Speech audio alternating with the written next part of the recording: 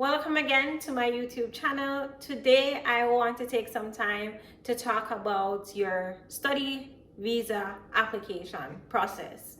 I know this is a nerve-wracking process because whenever you're applying for visas or anything, you don't want rejection and you want all the tips, tricks, and everything that you can get to be prepared for this process. So that's why I'm here today. Stay tuned throughout this video and I'll give you all the do's and don'ts of what to do and what not to do when you're applying to study here in Canada.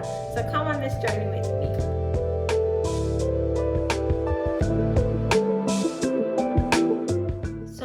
Now that you've applied to the school of choice and you've received your acceptance letter, yay! Now it's time for us to apply for our study visa. I know this process can be very frightening, like, will I get accepted?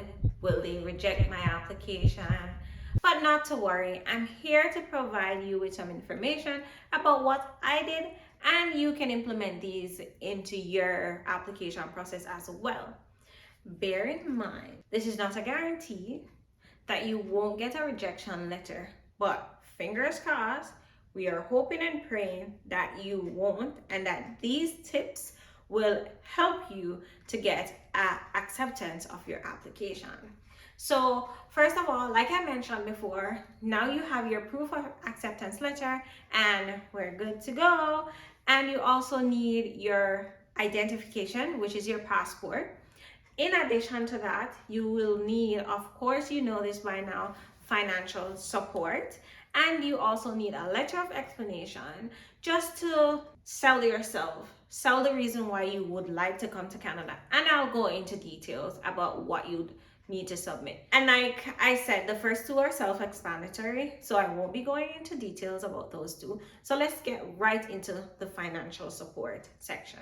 So who can assist you with proving that you will be able to support yourself in Canada? I think that's a very big question that many persons are confused about, especially if you don't have close relatives that can support you. For example, your mom, your dad, your aunt, or your uncle.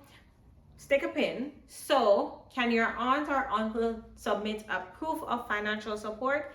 Yes, indeed they can. However, what they would need to submit is, of course, their bank letter indicating how much money they have in their bank account, but even more so, they need to attach a letter confirming that they will be supporting you throughout school and that the statement you have access to the money that is in their bank account. My letter went something like this. I won't be giving too much details because I'm just trying to recall what I wrote. So basically your letter would include these information. Dear visa officer, my name is the name of whoever is supporting you. I declare basically that I will be supporting my niece. So let's say it's your aunt. I'll be supporting my niece and your niece's name, let's say Sanjay Brown. Throughout her time in Canada, I will be providing her with financial support for her tuition and also her living expenses. She have full access to the money that's shown on this statement below.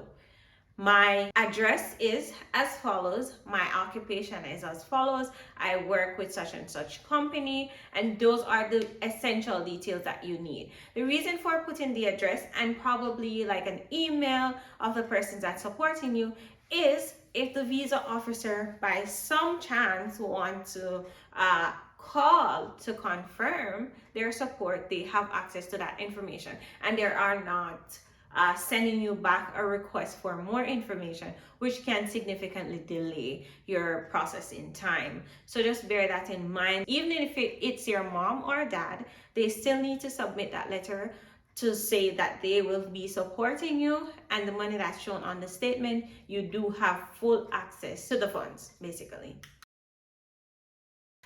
Okay, with regards to the letter of explanation that you need to submit with your application, this is a very, very important part of your application. Anyways, What you need to do in this letter, first of all, you'd like to introduce yourself. You would like to explain why you'd like to study in Canada and why not study in your home country. So it's very important to prove to the government the need to study in Canada or the want to study in Canada, to prove that it is not just, oh, I want to be in Canada, but you really want to study in Canada. You need to explain your educational goals to the government. You would also like to outline your background. So if there is something, job experience that you had, or you'd want to improve on a position that you have in a company, you'd also want to add that to your application. If you want to prove ties to your country, which is very, very important, because you need to prove to the government that once you're finished studying, you will be leaving Canada. That's the essence of what you want to say. Even though you can stay in Canada and work on your work permit and then apply for the permanent residency, you want to prove that once you're done studying, you will leave Canada. So you will explain the educational benefits to your country once you are finished. And of course, like I said, you want to explain ties that you have to your country. You don't just want to submit an application letter to say, let's say, for example, dear visa officer, I've heard about Canada. I love Canada. I'd like to live in Canada. So that's why I'm applying to study in Canada so I can go ahead and get my permanent residency. No, no. Please don't do that, because that's not what you want to see at all. That's so far away from what you want to see. So essentially, you want to explain yourself. So in my letter, what I had done, I wanted to work in the pharmaceutical industry. When I did my chemical engineering degree, we did not do anything much about engineering in medicine. So that was the biggest rationale that I have, was my educational goal is to improve my knowledge in the pharmaceutical industry and in the biotechnology industry. And my degree did not facilitate that learning process. And as such, I would like to do a postgraduate in biotechnology to enhance my knowledge so that I can return home and I will be able to get a job in the pharmaceutical industry, and I will be contributing to the pharmaceutical industry in my home country, because at the time I believed that it was not widespread enough.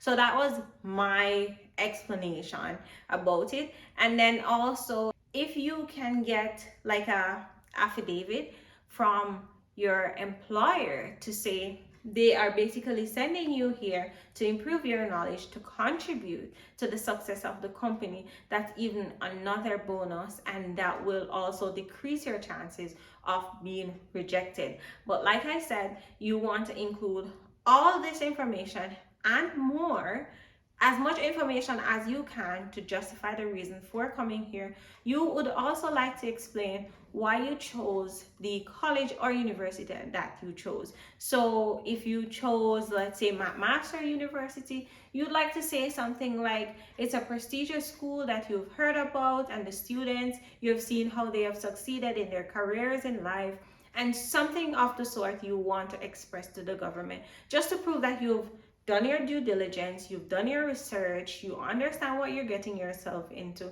and it's not just, oh, I want to come to school because I want to live in Canada, but it's a real interest in studying and expanding your knowledge. So that's very, very, very important. I can't stress that enough.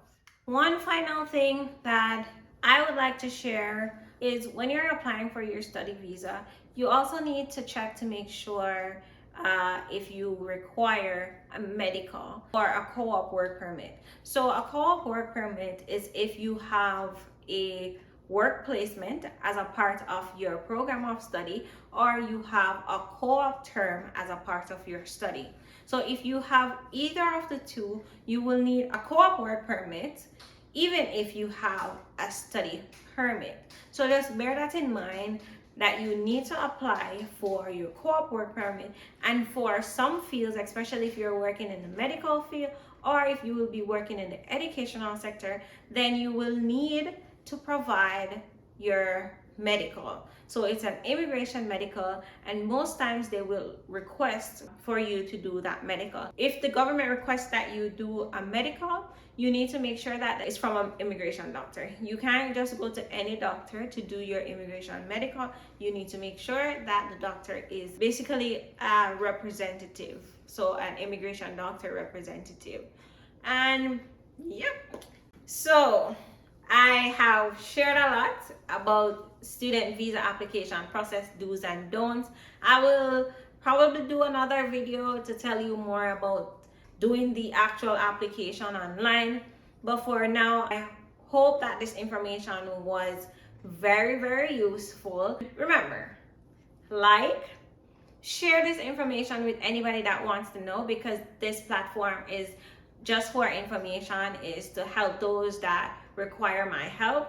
And of course, comment below, let me know if you have any questions. Just hit the notification bell so whenever I post a video, you're the first one to know about it.